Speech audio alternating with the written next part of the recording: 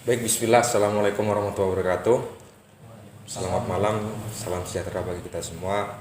Salam Om Swastiastu, Namo Buddhaya, salam kebajikan. Malam hari ini kita akan menghadirkan suatu diskusi, yakni terkait mengenai kemahasiswaan, keumatan, dan kebangsaan, yang itu menjadi garapan khusus dari HMI itu sendiri dalam proses membangun kehidupan bangsa dan juga agama, yang itu akan ditemani oleh saudara Makmun selaku Ketua Umum, ada saudara Irwan Ketua Umum BPLMI Cabang Jember, saudara Saka Ketua Umum HMI Cabang Jember, dan di samping saya kebetulan adalah Ketua Umum saya sendiri, Komisariat Sunan Ampere, yang mana dalam pembahasan kali ini kita akan menghususkan tema besar itu dari ketiga hal yang kemudian kita satukan, sehingga menghasilkan suatu pandangan konsepsi bagaimana kemudian HMI itu dalam proses mengawal kemerdekaan bangsa Indonesia.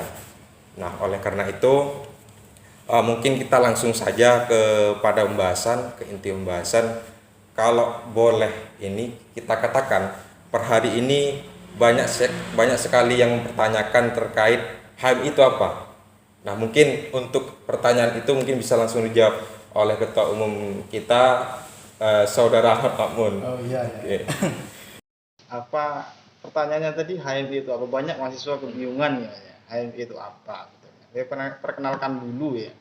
Nama saya Ahmad Makmun, saya diamanahi tahun 2020 kemarin untuk menjabat sebagai Ketua Umum HMI Komisariat Sunan Ampel yang berlokasi di kampus UINHAS, di kampus UINHAS Jember. Nah, kalau ditanya tentang kebingungan mahasiswa tentang HMI itu apa, maka kayaknya saya satu kata, dua kata lah buat mereka itu ya, kurang baca buku ya, kurang baca sejarah pergerakan nasional ya di Indonesia. Karena sudah jelas 2 tahun pasca kemerdekaan adalah situasi paling sulit untuk mempertahankan kemerdekaan Republik Indonesia. Karena perlu diingat bahwa Soekarno hanya mengantarkan Indonesia ini pada pintu gerbang kemerdekaan, bukan kepada pelabuhan final tentang sebuah konsep bernegara. Maka yang paling berat bagi pemuda sebagai generasinya itu adalah untuk meneruskan, Mas. Sebetulnya untuk menjalankan kapal besar Nusantara ini kepada arah yang jelas dan kepada sebuah pembahasan final.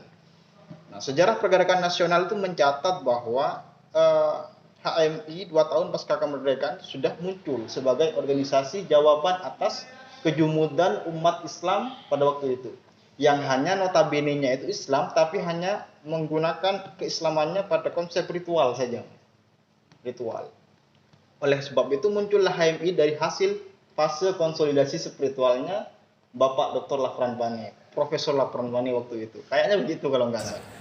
Oke, artinya ini adalah situasi gejala bisa kita sebutkan gejala akan suatu peristiwa kemerdekaan yang kemudian melahirkan suatu gerakan dari HMI, karena dirasa ada semacam kekurangan wawasan di dalam persoalan keislaman, dan juga ada sesuatu yang perlu untuk kemudian dipertahankan dan diangkat derajatnya. Nah, kira-kira kalau yang kita kenal itu adalah wawasan keislaman dan juga wawasan kebangsaan ataupun wawasan keumatan bahasanya. Nah, mungkin bisa dijelaskan oleh Ketum Saka sendiri mengenai komitmen HMI terhadap Islam itu sendiri. Jadi sejauh mana HMI memposisikan Islam dan juga merefleksikan nilai-nilai yang ada. Mungkin seperti itu kira-kira. Iya, baik. Jadi tadi udah dijelaskan oleh Ketum Makmun bahwa pertanyaan mendasar HMI itu apa sudah dijelaskan cukup rinci begitu. Lebih lanjutnya, komitmen keislaman yang dibawa HMI ini sampai sejauh apa? Kurang lebih dari 1947 ya sampai 2021, maka 74 tahun itu HMI berdiri, dan semangat keislaman itu masih tertanam sampai sekarang, di mana hal itu dikuatkan dan dikukuhkan dalam anggaran dasar bahwa himpunan mahasiswa Islam itu berasaskan Islam. Berasaskan Islam dalam hal ini adalah Al-Quran, Al-Hadis itu sebagai landasan, sebagai gunung, norma dasar kita dalam bergerak. Bergerak dalam hal ini ya bagaimana kita mengaktualisasikan diri kita di dalam himpunan mahasiswa Islam, di mana himpunan mahasiswa Islam itu sendiri merupakan wadah orang-orang besar, orang-orang hebat di Indonesia dalam proses sewaktu dia menjadi mahasiswa. Jadi sampai sekarang semangat itu yang tetap kita jaga, yang tetap kita bawa, dan semoga sampai berapa puluh tahun ke depan pun itu tetap melekat di dalam diri kader-kader himpunan mahasiswa. Jadi itu jawaban dari Ketum Saka itu sendiri. Kalau dari Ketum Irwan terkait komitmen kebangsaannya, HMI memposisikan diri di tengah proses kehidupan berbangsa. Nah, kira-kira apa yang kemudian ini? Baik, terima kasih kesempatannya untuk Mas Adil ya. Mungkin saya cukup berbeda dengan apa yang disampaikan oleh saudara Ahmad Makmun dengan saudara Ahmad Saka. Tentu saya mengambil tiga trisila. Tiga trisila yang kita maksud ini adalah lebih kepada bagaimana pendidikan, bagaimana ekonomi, bagaimana itu sosial. Nah, dari ketiga hal ini sudah gambaran secara global yang itu tertera dalam Pancasila itu sendiri. Nah, artinya hadirnya himpunan mahasiswa Islam di sini itu memang tidak terlepas dari terwujudnya tiga sila tersebut.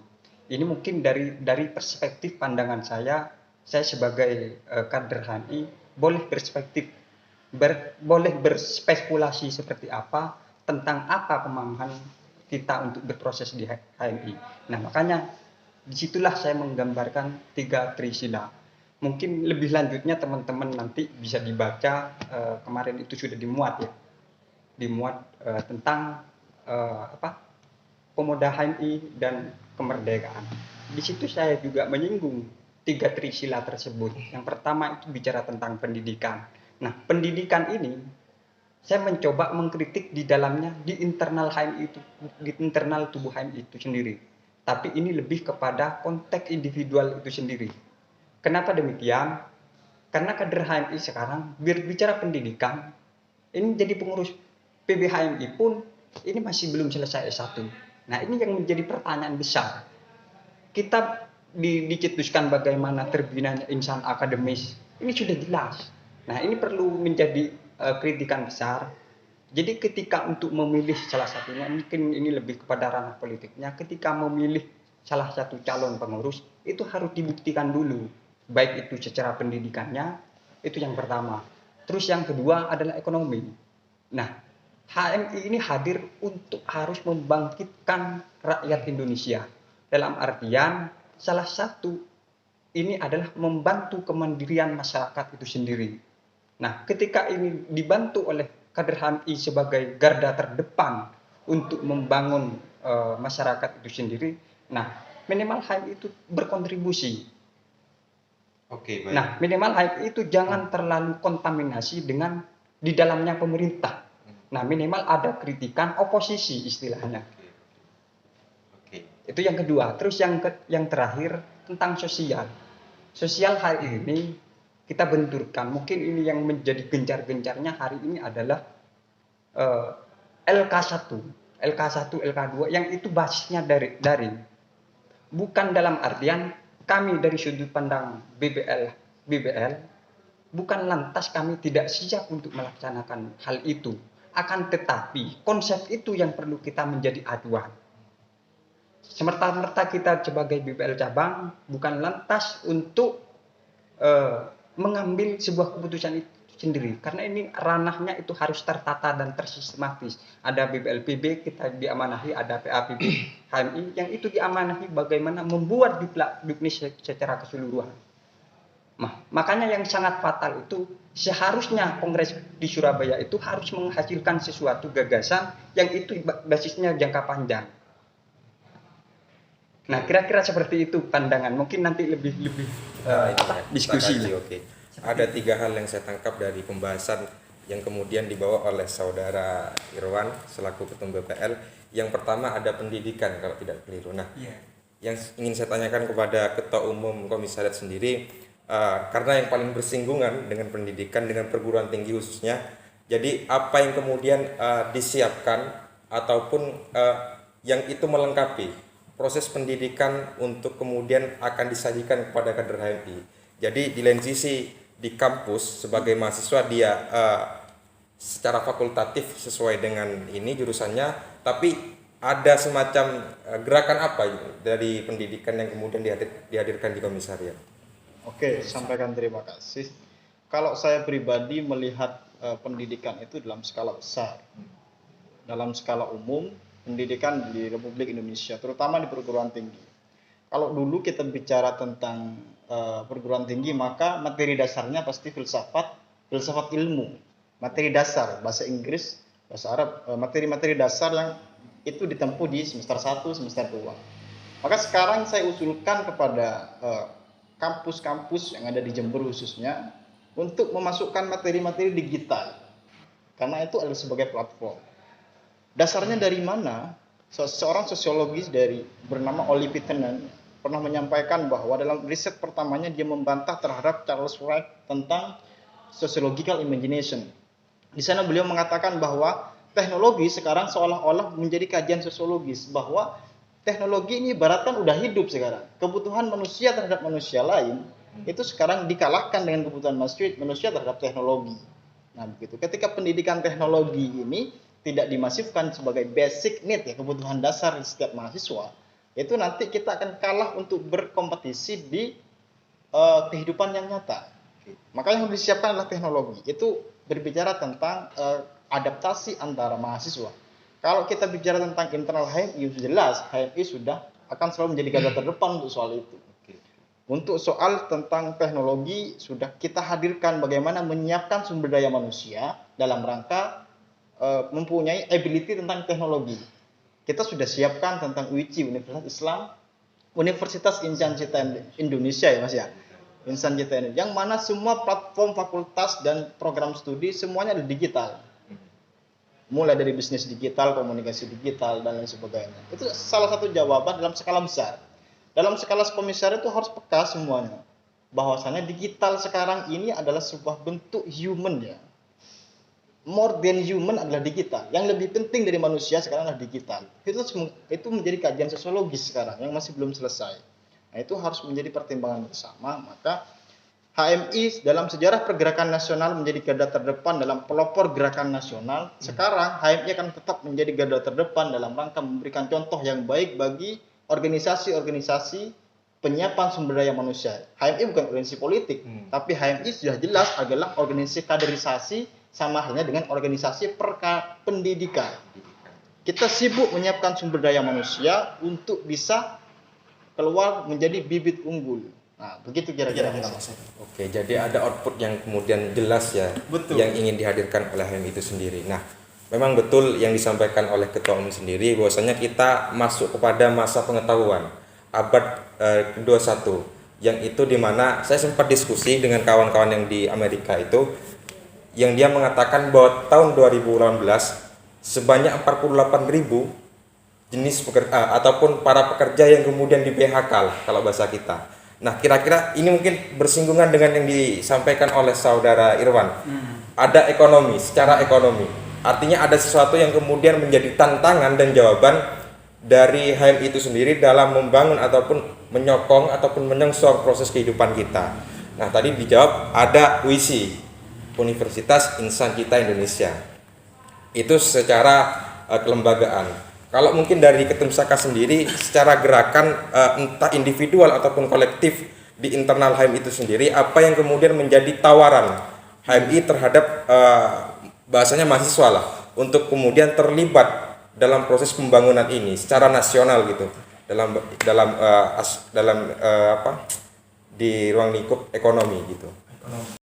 Jadi saya bersyukur. Yang pertama saya bersyukur karena saya itu lahir dari rahim himpunan mahasiswa Islam. Jadi di usia yang sekian tua himpunan mahasiswa Islam ini, tapi dia itu selalu memberikan inovasi-inovasi, di mana inovasi yang sudah lama diciptakan itu adalah melahirkannya lembaga-lembaga pengembangan profesi dan lembaga-lembaga khusus lainnya. Di mana di masing-masing lembaga itu mereka sudah berbicara hal-hal yang sifatnya sudah profesional. Saat kita berbicara perihal yang profesional, maka mahasiswa-mahasiswa baru ini kita tawarkan nih oleh himpunan mahasiswa Islam. Misal, mahasiswa baru yang kalau ngomongkan sektor ekonomi, di ekonomi gitu. Maka himpunan mahasiswa Islam punya lembaga, yakni lembaga ekonomi mahasiswa Islam. Nah, dari konsep lembaga ekonomi mahasiswa Islam, di mana itu sifatnya kita coba untuk profesional, maka dari lembaga itulah kita melahirkan ekonom-ekonom yang profesional, yang itu memikirkan perihal bagaimana kemudian himpunan mahasiswa Islam melalui lembaga pengembangan profesinya bisa turut serta dalam pembangunan nasional khususnya dalam bidang ekonomi.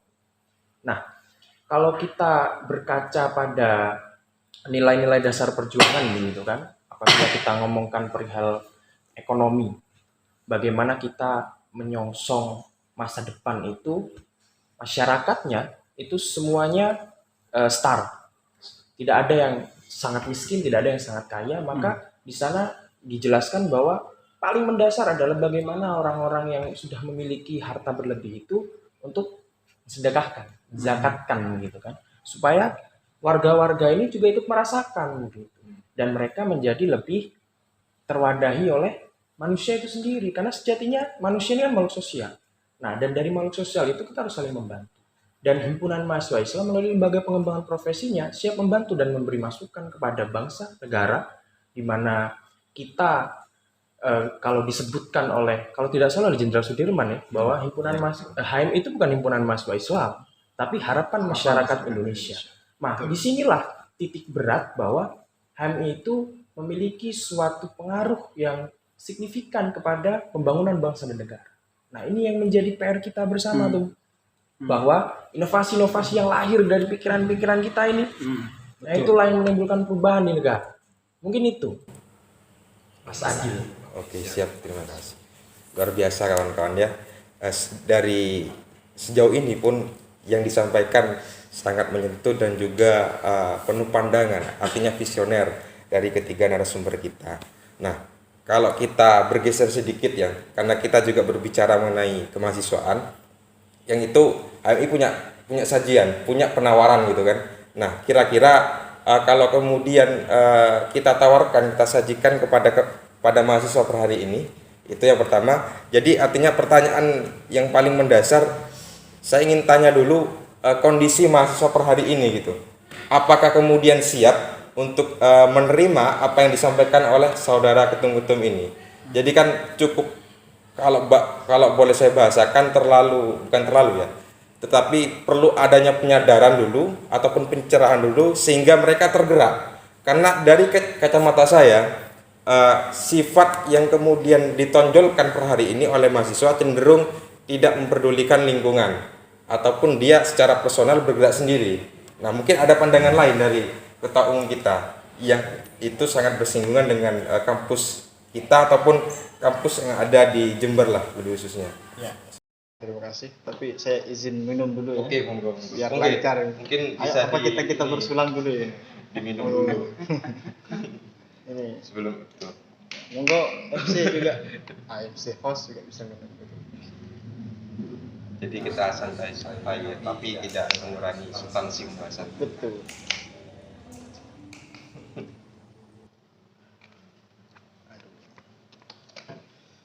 Soal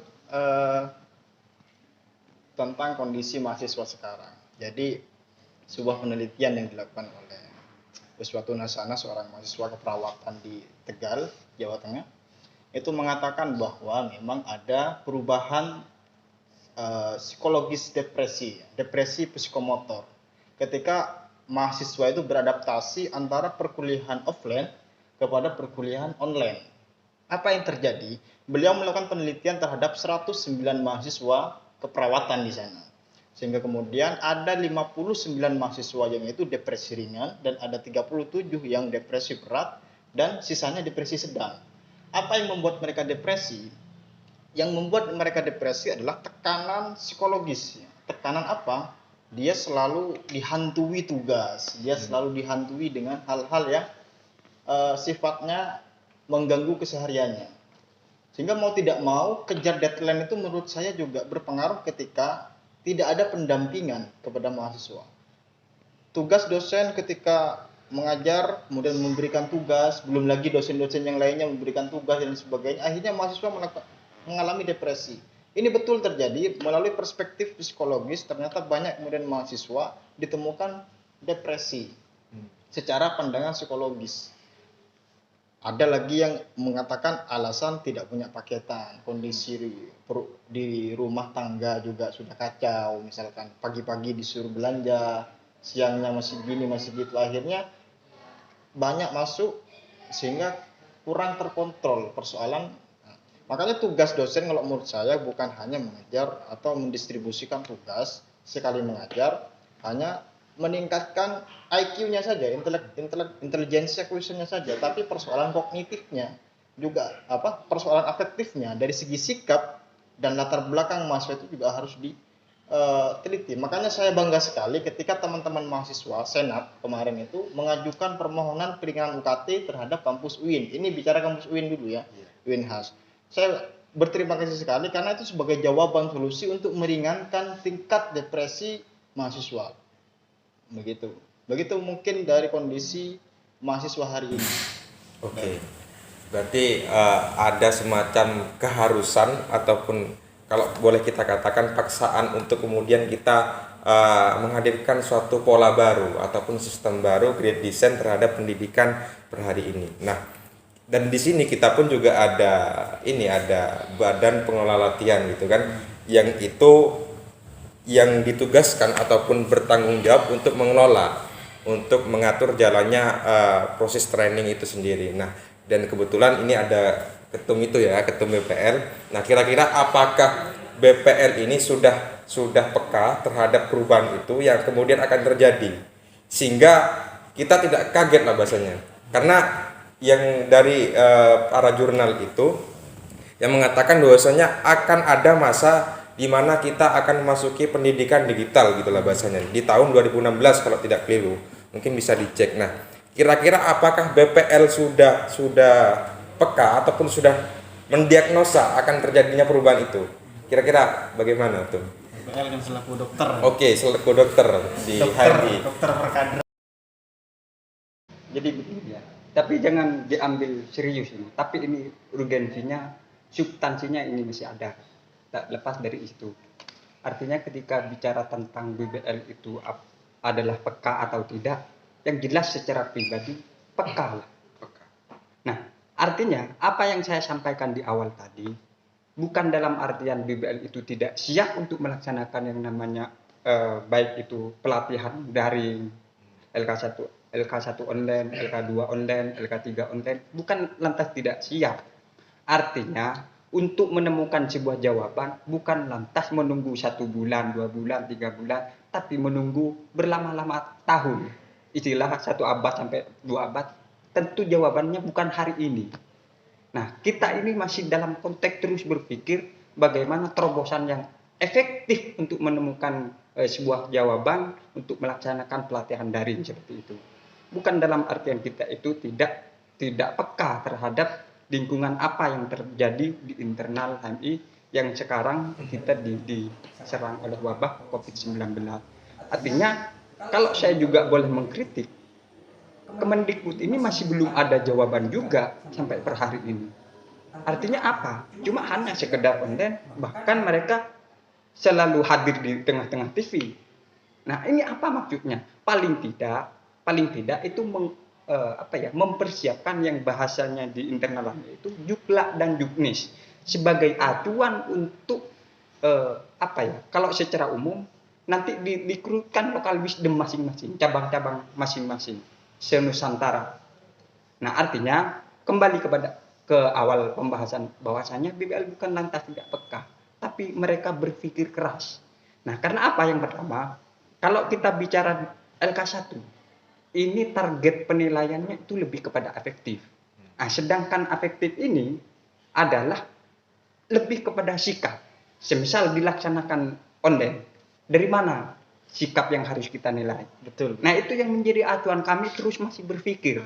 Mungkin ada hal-hal baru yang perlu kita ambil sikap solusi yang itu menjadi terbaik.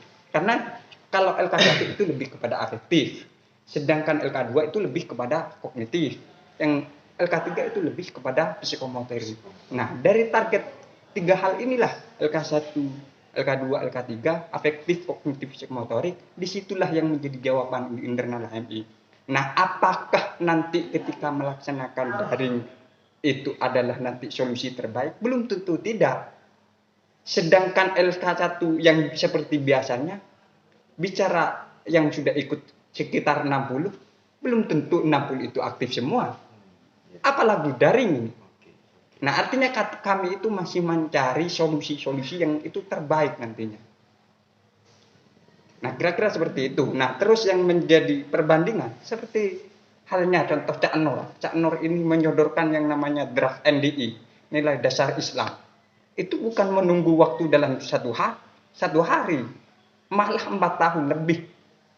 Dan bahkan Cak Nur itu sudah mempersiapkan mulai dari sejak dini masih waktu di Jawa Timur di Pondok Pesantren Gontor. Cak Nur itu sudah membaca analisis sosial terkait kondisi kemahsiswaan dan keislaman yang ada di Indonesia. Nah, hari ini menjadi jawaban bahwa NDP menjadi pegangan pokok kader HMI. Nah, tentu ketika sekarang adalah tantangannya adalah digital, kita bukan menunggu jawaban besok terkait LK1 daring, LK2 daring, bukan lantas itu besok Jumat. Kami itu juga nanti masih berpikir dalam artian seperti itu kira-kira Mas Adil. Nah, terima kasih. Jadi sudah ada ikhtiar dan juga perjuangan ya, begitu kira-kira yang kemudian sedang digeluti oleh kawan-kawan BPL yang kebetulan sebentar lagi akan munas ya, dan itu pun juga bersinggungan dengan digitalisasi.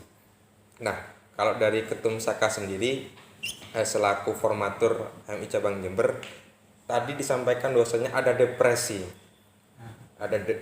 yang kemudian menjadi permasalahan para terpelajar dalam menghadapi ataupun mengikuti pendidikan per hari ini.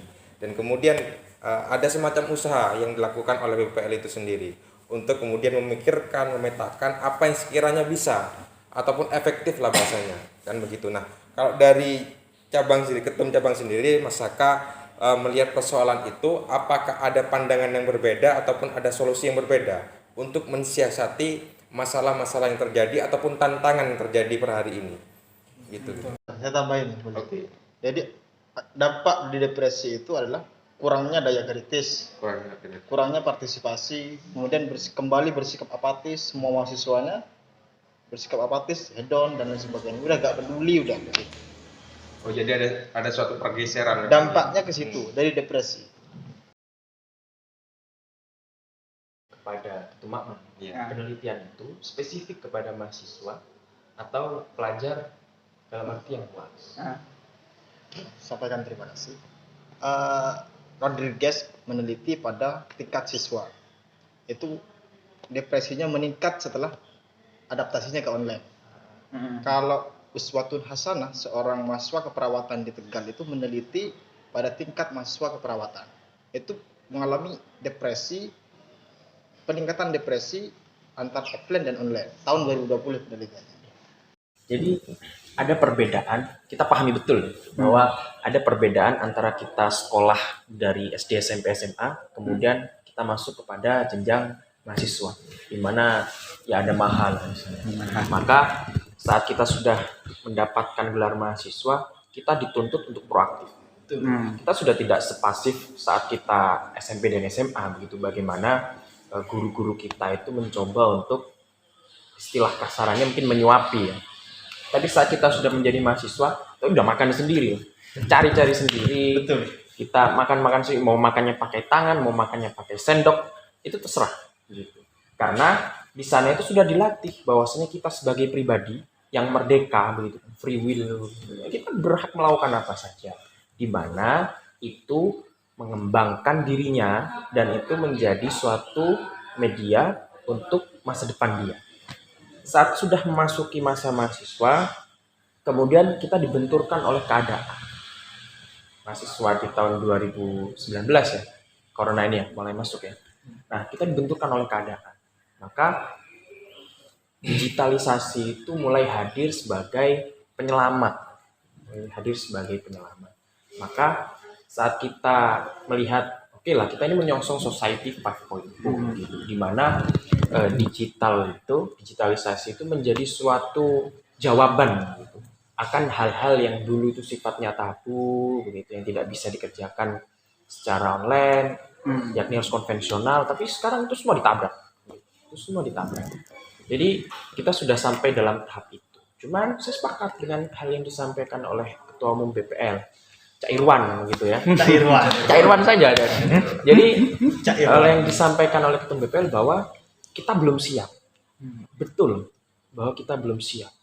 Dalam artian kita belum bisa mengkaji itu secara rinci, secara rigid, kemudian bagaimana hal-hal yang disampaikan secara online itu kepada mahasiswa ataupun kepada calon-calon kader HMI ya, misal di basic training LK1 itu lebih mudah dicerna, kemudian dapat diterima dengan baik dan dapat diimplementasikan. Itu yang menjadi catatan bahwa itu sulit sekali untuk masuk kepada mahasiswa-mahasiswa yang memang dari atau calon-calon kader yang dari.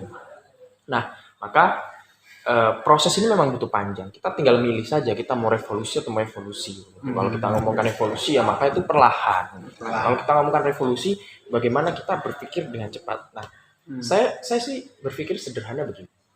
Saat corona ini meledak begitu kan, penyakit di mana-mana begitu kan, penyebarannya sangat signifikan. Online itu dihadirkan itu sebagai bentuk revolusi daripada pendidikan sebenarnya.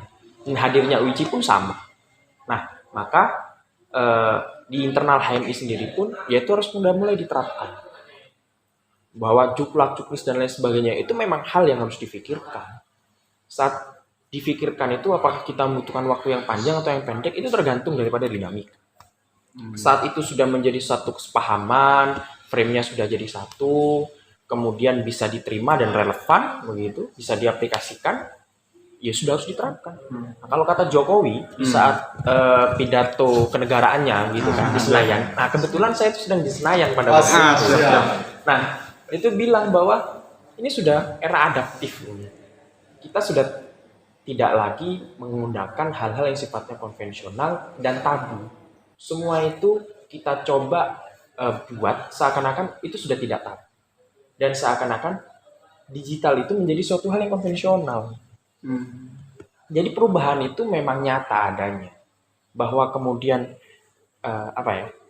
misal pada waktu itu komputer itu bentuknya besar, sekarang semakin mengecil.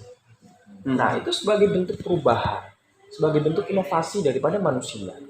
Maka bagaimana kita HMI ini kan kalau ngomongkan pendidikan, ngomongkan kaderisasi ini kan sebenarnya pintunya lewat BPL, Badan Pengelola Latihan. Maka saya berharap betul bahwa nantinya di Munas ataupun di dalam tubuh BPL itu sendiri, juklak dan juknis itu bisa digarap dalam 1 minggu misalnya. Nah, itu bisa saja, karena juklak dan juknis itu saya rasa nggak terlalu sulit. Bahkan itu bisa, kalau kita mau menerapkan asas konkordansi begitu kan, itu bisa kita ambil, tinggal kita rubah saja apa hal-hal yang memang sifatnya itu lebih ke arah digital. Jadi begitu. Banyak hal yang memang menjadi tantangan untuk saat ini. Tapi itu yang harus kita lakukan. Karena kalau kita tidak melakukan itu, kita dilipat zaman. Dan saat kita dilipat zaman, maka pertanggungjawaban kita itu kepada ya nenek moyang HMI begitu. Pada Kanda Lavaran Pane dan kawan-kawannya itu sangat besar. Bahwa dia mendirikan dengan semangat pada waktu itu kan, di ruang kelas gitu. Tapi kita dilipat zaman. Nah itulah, kita harus adaptif dengan zaman. Begini tuh. Oke. Kalau kemudian kita merujuk pola bergerak dan berpikir era milenial ya, biasanya mereka cenderung adaptif dan juga sifatnya langsung secara konseptual merangkai apa yang sekiranya ini menjadi solusi. Nah, tadi kan sudah disampaikan oleh Ketum Saka harapan-harapannya. Nah, apakah kemudian semacam sudah ada gerakan untuk pembahasan juknis dan juga juklat ya, petunjuk pelaksanaan itu, apakah sudah ada pembahasan itu sebelum ke Munas kira-kira dari Ketum BPL? Baik, terima kasih. Mungkin ini salah satu media publik ya. Iya. Artinya kami tidak mau bicara skala nasional. Kebetulan di Jember itu menaungi yang namanya tapal kuda. Nah, tapal kuda di sini yang kita maksud itu ada Banyuwangi, ada Probolinggo, dan juga ada Bondowoso Situbondo. Yang di situ kita bersatu, yang itu membahas sesuatu pembahasan yang persiapan apa yang kira-kira yang mau dibawa ke Monas. Dalam artian kita bukan mencari siapa kandidatnya, bukan, tapi membahas apa yang menjadi kritikan saat ini yang begitu benar-benar memakan betul lah kepada BBL istilahnya, memakan betul kepada instansinya BBL, yang itu apa yang seharusnya kita lakukan. Kita ini sudah mempersiapkan hal itu. Artinya, dan itu ketika nanti dihadirkan di suatu forum yang sifatnya musyawarah nasional, yang skalanya itu tidak hanya tapal kuda yang saya maksud, bahkan Korwil Jawa Timur, ini sudah skala nasional, yang tentu di situ kita beradu gagasan yang tentunya melahirkan sebuah solusi-solusi baru untuk bagaimana tentang pergerakan yang itu sifatnya digital. Artinya kami sudah mewacanakan semua itu, tapi bukan dalam artian kami itu dengan gerakan diam-diam. Dan ini juga hadirnya salah satu UIC, mungkin ini sudah jawaban juga. Nah, artinya nanti BBL juga mencoba salah satu terobosan, insya Allah lah, semoga ini terrealisasi semua itu. Paling tidak kami juga nantinya berharap siapa yang menjadi utusan ke pengurus BBLPB tentunya itu harus juga memikirkan. Nah, tapi yang paling penting di situ ada yang namanya pembinaan anggota, yang di situ nanti menetapkan dan mengetok palunya. Istilahnya bukan kita itu sebagai penawar konsep, yang diketok sama PAPB adalah pengurus besarnya nantinya. Artinya apa yang kita bawa gagasan itu nanti ya, supaya itu bisa diterima oleh forum, kan begitu. Dalam artian terkait persiapan dan kesiapan mungkin masih sifatnya 60% lah. Tidak skala skala 100%. Mungkin persis sudah sama-sama bagaimana Cak Nur itu menyodorkan NDP yang itu masih dianggap sudah 100% disampaikan di forum kongres di Malang, itu benar-benar konflik luar biasa yang terjadi pro kontra. Nah, akhirnya sekarang inilah jawaban. Nah, kader HMI saat ini tantangannya adalah digital. Nah, apa yang kira-kira dibawa? Nah, untuk persiapan mungkin masih sifatnya bagi saya itu 60%. Karena saya sifatnya daerah masih. Ya, begitu. Jarak berpikirnya begitu kira-kira. Jadi kalau boleh saya katakan bahwasanya HMI sudah terbiasa melewati masa-masa sulit ataupun transformasi ya dari waktu ke waktu. Nah, itu secara kelembagaan, mungkin secara proses perkaderan yang khusus ataupun di komisariat lah bahasanya. Karena kalau kita bahasakan bahwasanya BPL adalah jantungnya komisariat, jantungnya HMI, kalau komisariat adalah detaknya, kan begitu kira-kira. Jadi apa yang kemudian menjadi penawaran dari adaptasinya pendidikan yang ada di komisariat, sehingga kemudian membuka pandangan bagi mahasiswa yang ingin terus serta terlibat, gitulah kira-kira. Ya. Saya sampaikan terima kasih. Sebenarnya itu sudah ada ya, di konstitusi bahwa HMI adalah organisasi kemahasiswaan. Itu dijadikan sebagai ya second university, kalau bahasa Inggrisnya itu HMI adalah second university. Terus terang saya bangga terhadap HMI selama sampai saat ini, karena di HMI bukan memilih soal untuk masuk kepada HMI seleksinya ketat. Pertama, bukan memilih soal siapa yang cerdas, siapa yang pintar, tapi tidak. Setelah saya telusuri betul, ternyata HMI menyediakan sebuah platform bahwa yang dicari itu adalah yang berkemauan, yang punya gairah. Ini saya korelasikan dengan apa yang disebut oleh Buya Hamka. Manusia kalau sudah hidup, ya, kalau sudah kehilangan gairah, maka solusinya adalah kain kafan. Jadi yang disebut adalah gairah. Mau dia bodoh, mau dia pintar, tapi dia nggak punya gairah, maka tesnya di HMI itu pasti tidak loloskan. Karena di tahap mau masuk HMI ada screening, mulai dari keislamannya, mulai dari dasar-dasar tes dasarnya, logikanya juga dites di situ. Yang punya hasrat keinginan dia yang berusaha itu pasti dinilai. Sehingga pada pembacaan SK yang dinyatakan lulus ini, yang nggak lulus ini. Saya sempat heran dulu ketika teman saya itu cerdas 19, tapi dia nggak lolos masuk HMI. Terus saya lolos, saya heran. Saya tanya-tanya, akhirnya diskusi sampai detik ini saya paham. Ternyata HMI betul-betul bukan memilih soal siapa yang cerdas, siapa yang sudah berprestasi, tapi siapa yang bergairah, siapa yang mampu berjuang. Akhirnya saya korelasikan lagi dengan organisasi ini berperan sebagai organisasi perjuangan. Sampai kepada titik darah penghabisan. Sampai sekarang masih berada, meskipun pikiran sekarang, usia sekarang 23, tapi semangat masih 15 tahun. Masih 15 Karena saya tahun. tidak pernah berhenti mengayuh. Itulah mentalitas yang saya dapatkan di HMI. Ketika kita berhenti mengayuh, maka kita akan jatuh. Tapi sejak kita tidak berhenti mengayuh, suatu saat akan sampai. Makanya organisasi HMI jargonnya ya aku yakin usaha sampai, yakin usaha sampai. Dan yang terakhir, mau masuk HMI itu dibatasi 60 peserta. Lebih dari itu mereka justru masuk organisasi lain. Ini sikap demokratis HMI, bahwa setiap organisasi di mahasiswa itu banyak, orang banyak. Kalian itu tidak hanya harus berproses di HMI, ini loh masuk ini, biar kehidupan demokrasi kita itu berwarna.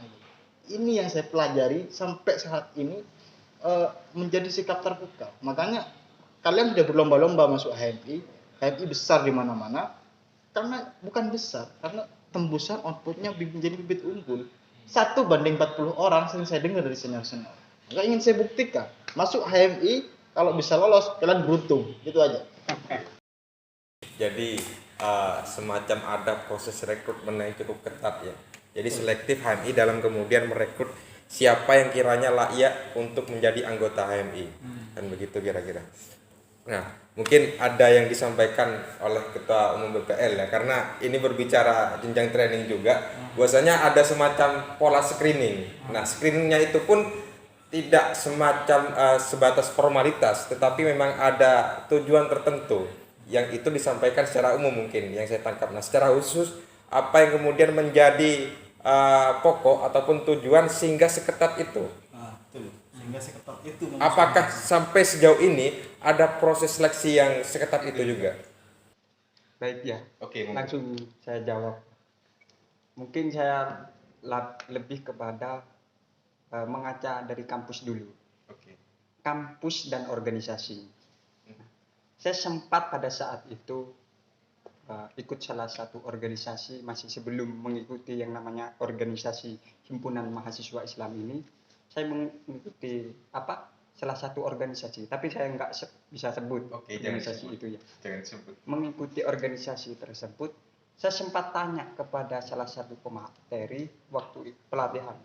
Tanya, kalaupun memang organisasi ini adalah 80% dibandingkan dengan kampus, kenapa kok organisasi ini nggak dijadikan sebuah sekolah saja kalau nggak begitu? Karena di organisasi kita sudah dapat 80%. Pengetahuan didapat, praktek didapat. Beda dengan kampus, hanya menerima materi langsung pulang mahasiswanya. 20% sifatnya. Nah, sekarang kita bicara tentang internal HMI, organisasi HMI itu sendiri. Bicara tentang jenjang training, baik itu LK1, LK2, terkait kualitas kader, layak tidaknya lolos untuk mengikuti forum. Saya lebih fokus kepada LK2 dan LK3 ya. Mungkin kalau LK1 itu adalah tahap awal, cuma berbicara tentang keislaman. Apakah orang itu benar-benar paham praktiknya sholat, kira-kira begitu kan? Iya kan? Betul. Nah, kalau LK2 ini sudah berbicara tentang pengetahuan intelektualnya, tuntutannya ke sana. Artinya kalau memang itu benar-benar kader HMI, itu membaca. Nah, dalam konteks saya garis bawahi, membaca istilahnya ini bukan hanya sekedar membaca buku, Menganalisa. menganalisa, kira-kira begitu kan? Analisis SWOT kan, bahasanya begitu. Nah, harus itu sudah, ini tahap intermediate, training LK2. Harus itu lebih dipersiapkan oleh teman-teman. Artinya kita selaku tim master of training, instrukturnya, kita adalah guru HMI istilahnya, seharusnya memberikan contoh kepada adik-adiknya, kader-kader selanjutnya. Nah, berbicara tentang cekreningnya, memang kami itu menseleksi sejauh mana kemampuan mereka benar-benar mau ber-HMI, memberikan implementasi yang terbaik pada HMI. Akan dilihat saat mereka sekrening. Itu yang pertama. Terus yang kedua, tentu kalau saya boleh berspekulasi bahwasanya antara forumnya dengan screening itu jauh banyak didapatkan saat screeningnya. Bahkan LK3 pun juga demikian. Sampai yang saya minta ampun 3 hari itu screening BTG. Aduh, minta ampun. Meskipun saya lulusan pesantren 12 tahun. 12 tahun. BTG nggak tuntas. Karena satu juz 30 ini harus hafal. Ini kalau LK3 30 juz bayangkan itu harus apa? harus hafal. 30. Iya, karena ini tuntutan. Jadi hafal saya. Waduh, luar biasa. Tapi Kalau sekarang ini harus ditanyakan ini, dihafalkan lagi mungkin sudah hilang. Karena pada saat itu tuntutan. Kalau sudah tuntutan, sama dengan halnya bagaimana sekarang tuntutan HMI adalah digital. Kira-kira begitu, Mas Adil. Oke, baik. Nah, itulah jawaban dari saya.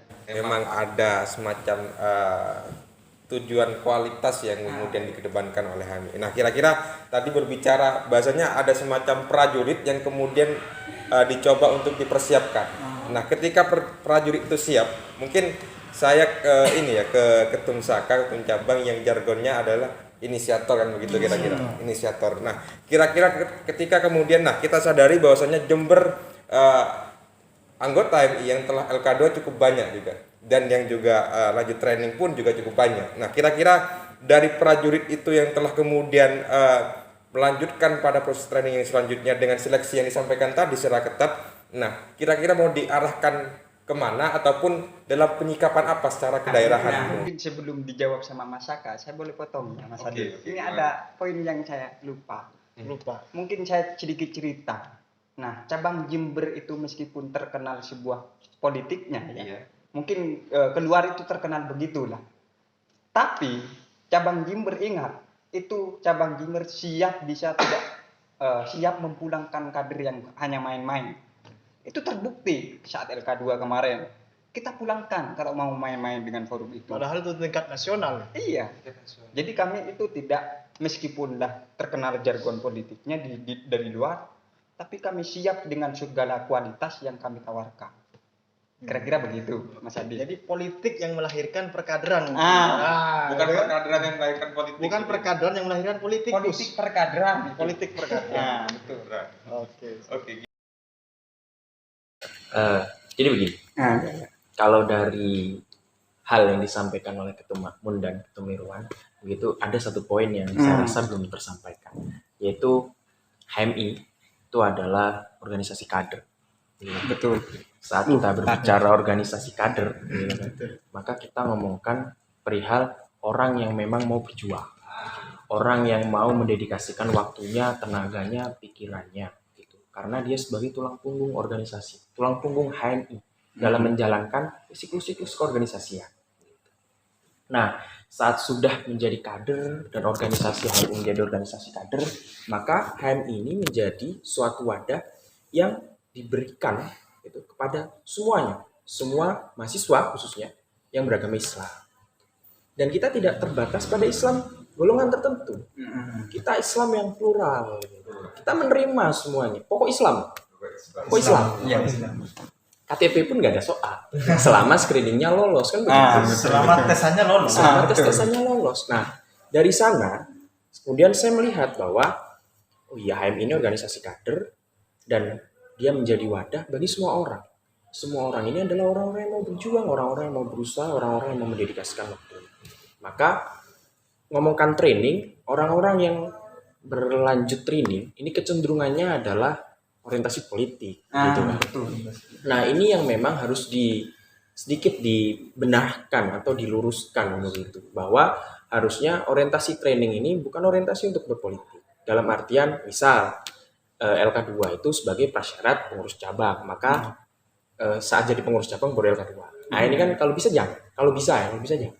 Karena saat kita menjalani itu pun kita sudah melangkahi daripada konstitusi, daripada himpunan mahasiswa Islam, begitu.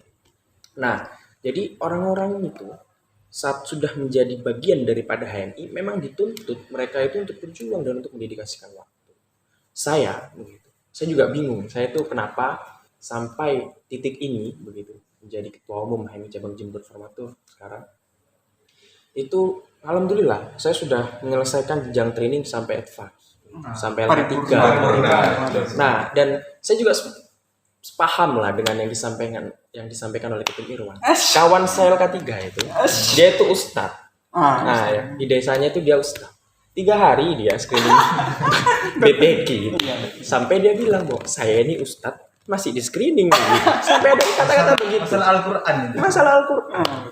Jadi saking ketatnya penyeleksian, dan dari ketatnya penyeleksian itu kan diharapkan bahwa HMI itu melahirkan bibit-bibit unggul yang nantinya kalau kita udah ngomongkan advance, maka kita ngomongkan terbinanya kader pemimpin. Saat kita sudah lepas daripada HMI, maka bagaimana kita sudah bisa masuk ke dalam pos-pos. Kalau kita ngomongkan teras politika, teorinya Montesquieu, maka di sana ada legislatif, eksekutif, dan yudikatif. Maka pos-pos itu bagaimana HMI bisa masuk di sana sebagai seorang pemimpin, minimal raja kecil gitu. Saat dia nantinya ya terus berjenjang sampai pada akhirnya sampai top karir gitu. Nah itu yang diharapkan saat kita melaksanakan training dengan runtut begitu dan dengan kafah, tujuannya ya satu, yakni untuk kesuksesan dirinya sendiri sebenarnya dan untuk mengangkat derajat himpunan mahasiswa Islam di dalam negara kesatuan Republik Indonesia. Karena mau tidak mau, suka dan tidak suka, dengan umur HMI yang kian menua, tapi kita juga kian melahirkan kader-kader terbaik untuk bangsa. Mungkin itu Mas Adi. Jadi memang ada output yang jelas yang kemudian dihasilkan oleh Rahim HMI kan begitu kira-kira. Nah, tadi berbicara mengenai konsepnya, mungkin dari contoh ataupun alumni yang telah itu dia kalau bahasa dari Ketum Saka mengisi pos-pos tertentu yang itu kemudian akan terlibat aktif. Artinya kita sebagai subjek perubahan, subjek perkembangan ataupun pembangunan bangsa. Mungkin ada contoh lah, satu ataupun dua dari Ketum Makmun gitu. Iya, sebenarnya selama saya berproses di HMI itu saya tidak terlalu mengenal soal tokoh-tokoh yang itu keluaran dari HMI. Meskipun saya tahu betul siapa Akbar Tanjung yang sudah menjadi politisi ulung, kontribusinya sudah jelas terhadap Republik Indonesia, Pak Yusuf Kalla, Anies Baswedan, dan tokoh-tokoh besar lainnya. Itu melambangkan bahwa memang HMI itu disediakan untuk proses, ya betul yang disebutkan oleh Ketum Cabang, oleh si kader organisasi yang kesibukannya apa? Bukan demonstrasi, tapi menyiapkan sumber daya manusia. Itu ya, menyiapkan sumber daya manusia. Ini kesibukan kita tiap hari. Menyiapkan sumber daya manusia, sudah siap keluarkan, gitu kan, untuk produksi bangsa. Cuman yang lebih saya lihat itu adalah program-program yang ada di HMI. Kita lihat sistem di HMI yang akan mengeluarkan output seperti Anies Baswedan misalnya. Seperti apa? Saya lihat, ternyata ada Monas Institute ya. Ada kalau di Jember kita ada Jember Islamic Institute yang menaungi mahasiswa-mahasiswa tahfidz yang dikasih beasiswa dari mulai bangun tidur sampai tidur lagi. Kerjaannya hanya disuruh menghafal, mengkaji Al-Qur'an. Terus kemudian di lain sisi ada lembaga pers mahasiswa Islam. Di cabang Jember sendiri, dalam skala nasional juga ada, di cabang Jember ada untuk menaungi mahasiswa-mahasiswa yang disiapkan untuk pers. Bagaimana ideologi pers, bagaimana menggunakan media massa menurut Islam dan lain sebagainya, itu digodok betul di situ. Yang ketiga saya lihat LKB HMI. LKB HMI ini menaungi mahasiswa-mahasiswa yang minat terhadap hukum. Dan itu disediakan untuk berkontestasi di bidang hukum. Dan lembaga-lembaga fokus lainnya. Di Cabang Jember juga banyak. Ada lembaga kesehatan, lembaga pariwisata yang memang suka berpariwisata dan belajar dari wisata-wisata itu tadi. Jadi yang saya lihat adalah programnya. Ternyata tidak salah ketika HMI itu melahirkan sosok seperti Yusuf Kalla yang sekarang menjadi mediator antara Taliban dan presiden yang sudah kabur. Ya kan? Itu luar biasa sekali. Jarang orang Indonesia itu mau dilibatkan dalam konflik Islam internasional. Malahan yang di internal Indonesia ini sering bersikut-sikutan. Jarang orang HMI yang orang Indonesia kecuali HMI. Makanya HMI itu akan siap muncul ketika memang dunia ini akan potensi kacau. Contoh pada masa PKI. HMI betul-betul berjuang fisik mengganti pena dengan bambu runcing pada waktu itu untuk mendamaikan Indonesia. Ketika Indonesia damai-damai aja, kita nyantai di belakang. Kita hanya memerankan, menjadi pemeran, menjadi penonton dan menganalisa. Karena kerjaan kita menganalisa, kemudian setelah itu ketika potensi besar maka HMI harus turun. Ketika HMI sudah turun, berarti itu tanda bahaya sudah. Maka semua organisasi itu harus mengkaji betul. Ketika HMI belum turun HMI ini belum turun, hanya turun sedikit demi sedikit, nah itu masih belum tanda bahaya. Ketika HMI sudah serentak turun, mengundang segala strateginya, maka jangan harap kekacauan itu akan bertahan lama. Insya Allah akan pudar. Maka dari sistem yang melahirkan program, saya kaji itu betul, ternyata iya betul.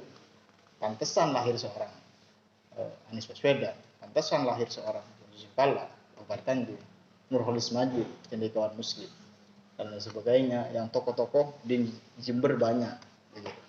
Begitu. Jadi lebih terfokus kepada program yang disajikan ya. Nah, oke, itu program. Nah, tadi menyinggung persoalan PKI, gerakan-gerakan yang kemudian diawali ataupun dicoba untuk dari HMI. Nah, kira-kira kenapa kemudian, artinya sifat apa yang menjiwai sehingga kader HMI dia berani kritis dan mau untuk turun? Nah, maksudnya adalah independensi yang seperti apa yang sekiranya itu menjadi semangatnya dalam proses menyelesaikan persoalan seperti yang disebutkan tadi, bukan skala nasional, bahkan Islam internasional pun berani untuk turun, padahal nyawa kan taruhannya, dan keluarga. Kira-kira apa yang kemudian menyemangati itu? Sifat apa kira-kira? Begitu kira-kira. Ini Saya baik Mas Adil. Mungkin saya juga mau berangkat dari hal-hal mendasar. Tadi kita sudah menyinggung pelatihan LK1. Nah, artinya khususnya wabil khusus HMI Kader Jember, sebelum bicara tentang nasional, ya, artinya di LK1 ini sudah mempunyai yang namanya tujuan target LK1. Nah, itu perlu kita garis bawahi sama teman-teman. Itu perlu dipahami sama teman-teman. Nantinya pasca LK1 harus ngapain?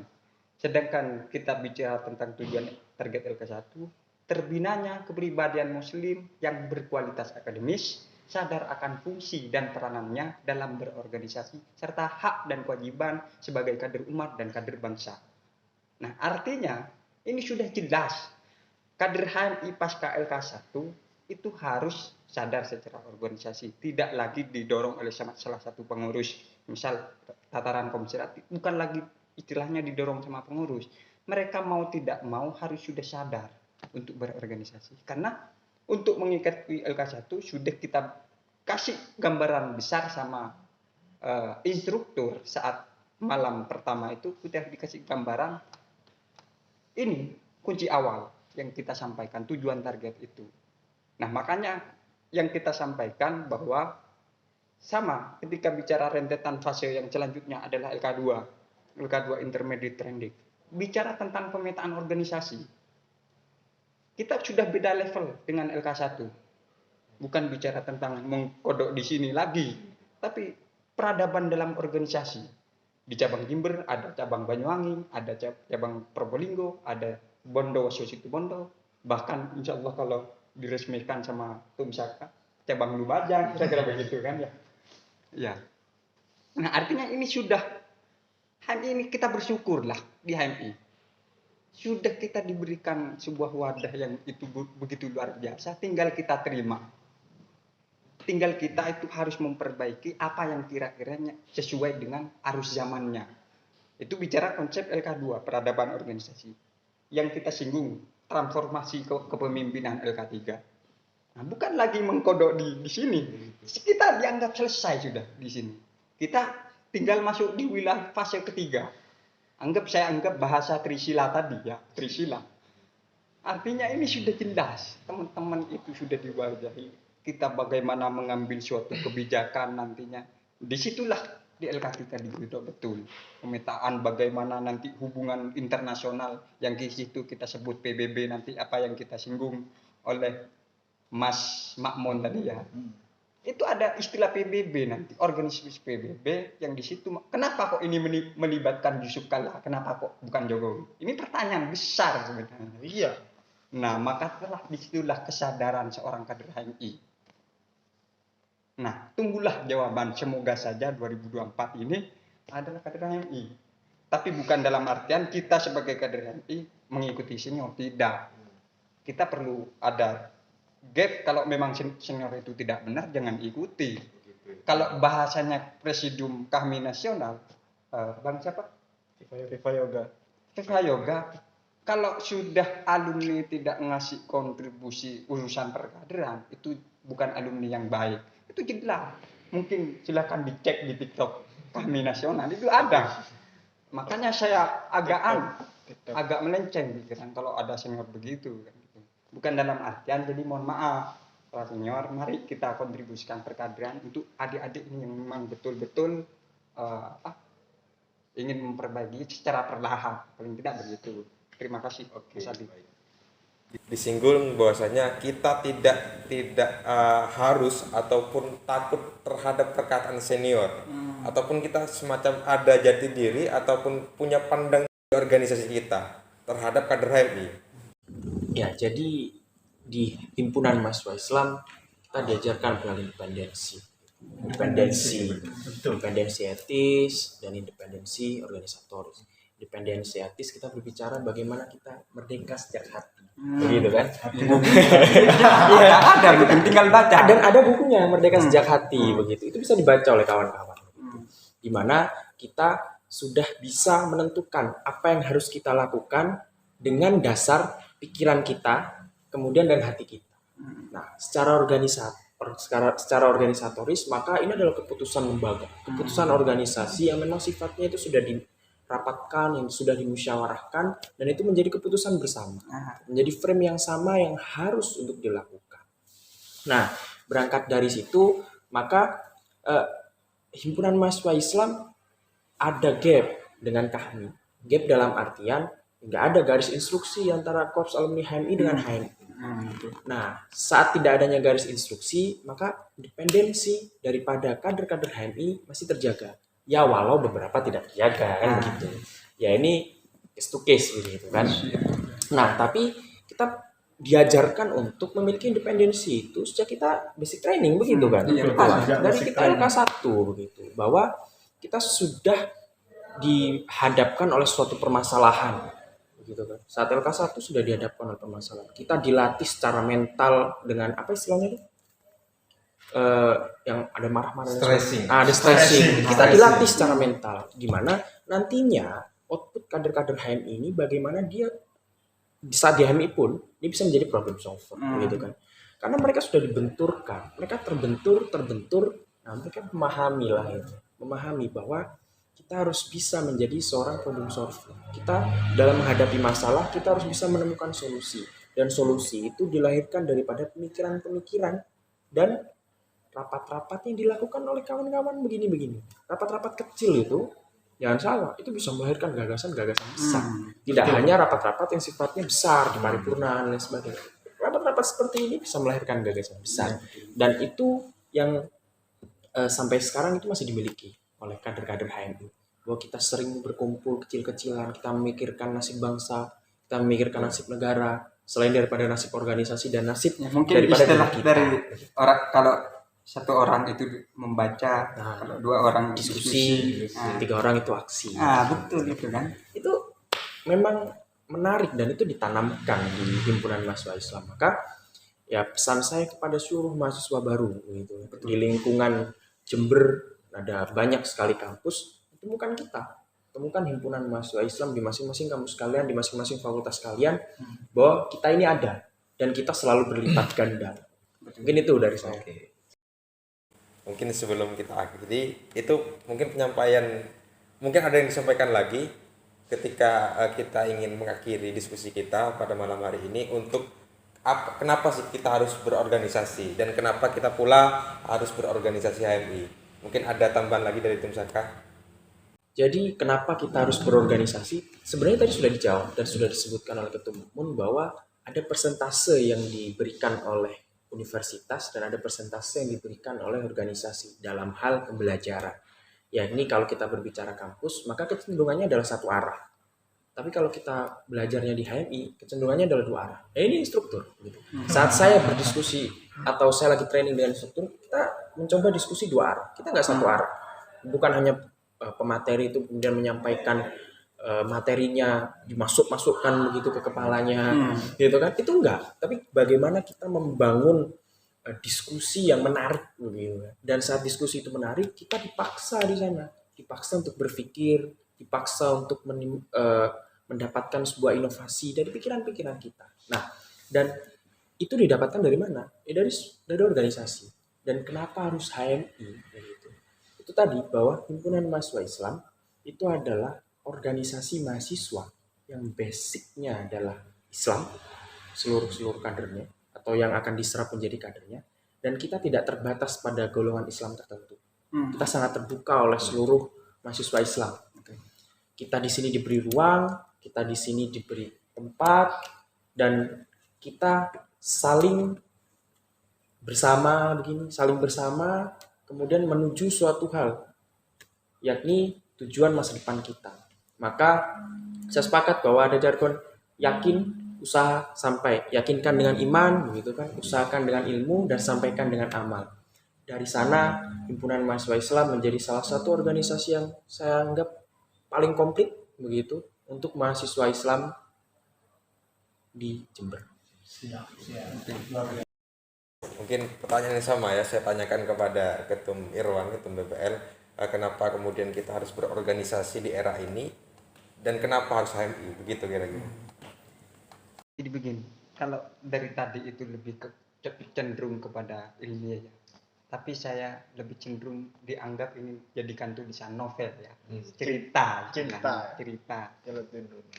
Ya saya sebelum masuk HMI itu saya apa ya? Tidak apa sih? Secara kalau ngomong di depan seperti ini saya tidak bisa. Tidak vokal ya. Nah, istilahnya tidak vokal istilahnya. Nah, tentu ketika saya mencoba analisis ternyata saya ini benar-benar dibentuk saat di HMI. Khususnya wabil khusus saat di komisariat. Saya masih teringat itu, mungkin salam takdim kepada Bang Syofil Latif itu ya. Saat itu rapat saya menjadi divisi Pubdekdo. Itu saya buat grand design tentang RAK Acara. desain. Iya. Gambarannya seperti ini, pamfletnya seperti ini, bannernya seperti ini. Ternyata dari situ dikoreksi sama pengurusnya saat rapat dikoreksi, ini malah disobek. Siapa yang nggak mau emosi? Karena saya di luar ini tidak terbiasa hal-hal yang seperti ini. Disobek. Aduh mentang saya langsung aungaki ya menjandeng itu gitu ya. Kalau bahasa Inggrisnya ongak gitu. Iya, ini bahasa internasionalnya. Dari situ saya benar-benar mencoba bersyukurlah masuk HMI. Hal-hal yang poin ini itu yang pertama. Yang kedua, sebelum masuk HMI lagi saya ini diajak ke Papuma. Diajak ke Papuma Di Papua. bukan Papuma, di Jember ini ada Papuma. Pantai, istilah pantai. Diajak ke pantai hari Kamis dulu, hari Kamis. Tapi diajak ke forum LK1. Siapa yang nggak kaget ini? Lagi-lagi nggak bawa salinan, cuma saya masih kental pakai songkok nasional dulu forum LK1. Makanya di situ ada teman LK1 saya ada Mas Gilang dari Ibnu Khaldun, dari TP itu ada Mas Zen, dari FISIP itu ada Mas Agung. Dari situ saya mencoba karena saya tidak mengenal satu sama lain, saya mencoba proaktif. Karena posisinya saya uang nggak ada, karena tadi saya diculik. Tapi saya sangat bersyukur meskipun diculik. Tapi ternyata di HMI saya benar-benar dicetak secara kualitas. Meskipun ini masih jauh dari kata sempurna istilahnya. Karena kami masih terus mau berproses, istilahnya begitu. Artinya, jadi saya berharap kepada calon mahasiswa online ya, mahasiswa online kan? Mahasiswa online, temukanlah organisasi yang namanya Himpunan Mahasiswa Islam. Kenapa kok harus HMI? Karena disitulah banyak daya tawar, nilai tawar yang akan siap membimbing Anda, siap mendidik Anda. Dan tapi ingat, di organisasi ini adalah organisasi benda mati, karena kalianlah yang akan siap memperjuangkan HMI. Kira-kira begitu. Mungkin itu Mas Adil dari saya. Statement terakhir itu. Oke, selesai ya. Oke. Sekarang ke Ketua Umum Makmun. Mengenai jawaban dari pertanyaan saya tadi yang sama saya tanyakan kepada dua sosok ini, kenapa kemudian kita harus berorganisasi? Sepenting itukah organisasi? Betul, sampaikan terima kasih. Sudah jelas ya dalam Islam, dalam sebuah hadis diriwayatkan bahwa suatu kebenaran yang tidak disampaikan terorganisir akan dikalahkan oleh kebatilan yang tidak terorganisir. Jadi kalau kita menyampaikan sebuah kebenaran take for granted secara percuma-cuma, maka kita akan dikalahkan oleh kebohongan yang disampaikan secara terorganisir. Itu pentingnya kita harus berorganisasi, dimanapun itu dan apapun itu organisasinya. Karena ketika kita menyampaikan pendapat, menyampaikan kebenaran, memperjuangkan kebenaran melalui organisasi, maka itu akan mengalahkan kebatilan yang terorganisir. Itu sudah dasarnya. Itu maka saya sampaikan bahwa mahasiswa baru wajib hukumnya berorganisasi. Ketika mau ingin memperjuangkan kebenaran. Kalau mau hanya bersikap seperti sisa-sisa Belanda, hedonisme, tidak masalah. Tapi itu pilihan hidup. Akan tetapi kalau mau memperjuangkan tentang kebenaran, memperjuangkan tentang warisan para pahlawan, maka kalian harus berorganisasi dimanapun itu. Selanjutnya, kenapa harus HMI? Saya tidak mewajibkan kalian untuk masuk HMI. Karena orang yang menemukan HMI, dia orang yang beruntung. Karena HMI itu diibaratkan emas. Apakah ada yang bertanya kepada saya, ini ada kader HMI yang masih jadi tulun, masih gak tahu apa-apa. Hey bro, HMI itu ibaratkan sebagai pertambangan emas. Kalau kamu hanya menambang sampai pintu depan, kamu nggak akan dapat emas. Tapi semakin dalam kamu menambang di HMI, maka akan kamu semakin banyak mendapat emasnya. Semakin dalam dan HMI tidak akan pernah kehabisan emas. Makanya kita lahir keluar dari HMI, kalian akan menjadi kaya raya. Luar biasa. Konglomerat. Yang terakhir adalah bahwa di HMI ini sebetulnya tidak besar HMI. Karena HMI adalah barisan-barisan. Kalau dalam teori Wilfredo Pareto itu adalah piramid, HMI berada paling pucuk. HMI termasuk adalah orang sebenarnya tidak besar, karena HMI berada di posisi yang mungkin mempengaruhi, ya, maka dianggap besar. HMI di kampus-kampus pasti kecil temuannya, tapi public isunya dan semuanya mengatakan bahwa HMI ini organisasi paling besar. Ini tidak. Tapi karena berada pada posisi piramida dan HMI berada pada paling atas.